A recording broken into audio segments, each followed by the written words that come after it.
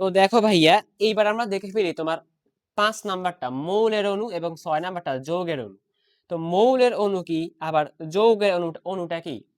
তো দেখো, মৌলের অণু হচ্ছে একই সাথে, তোমার মৌলের অণু হচ্ছে একই সাথে এই দুইটা শর্ত মানলে সেটা মৌলের অণু।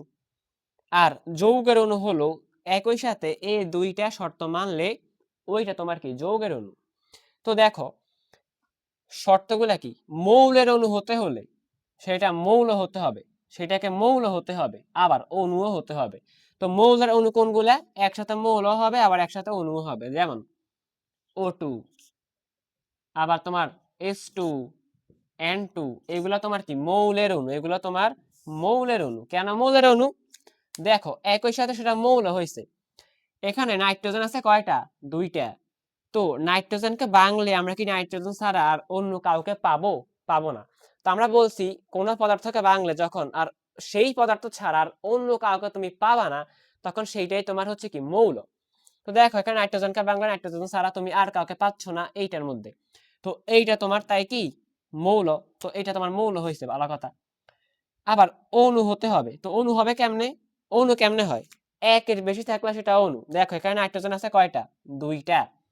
তো এখানে আছে দুইটা, তো একের বেশি আছে, তাই নাইট্রোজেন এটা কি, তোমার অণু।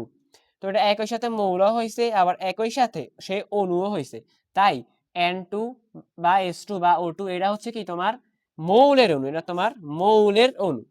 আর যৌগের অণু হতে হলে দুইটা শর্ত, সেটার মধ্যে প্রথমটা হচ্ছে যৌগ হবে, যৌগ হতে হবে।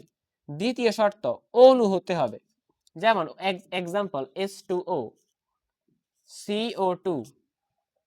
দেখো প্রথম শর্ত মানতেছে কিনা, যৌগ হতে হবে। হ্যাঁ, এখানে COO, কার্বন ও অক্সিজেন, দুইটা মৌলিক পদার্থ মিলেই CO2 কার্বন ডাই অক্সাইড তৈরি করছে। তো দুইটা মৌলিক পদার্থ একসাথে হয়ে তৈরি করছে, তাই এটা কি, একটা যৌগ।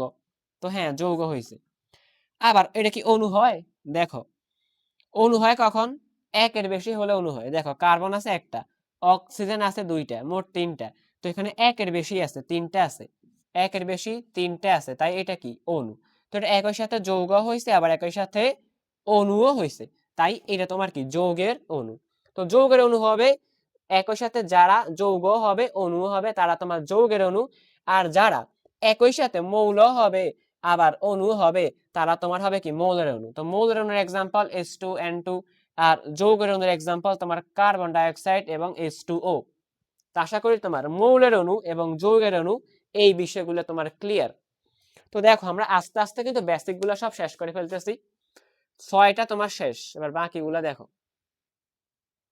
তো দেখো এবার আমরা 7 নাম্বার টপিকটা পরমাণুর কণা এইটা দেখে ফেলি। তো 7 নাম্বারে কি লিখছিলাম?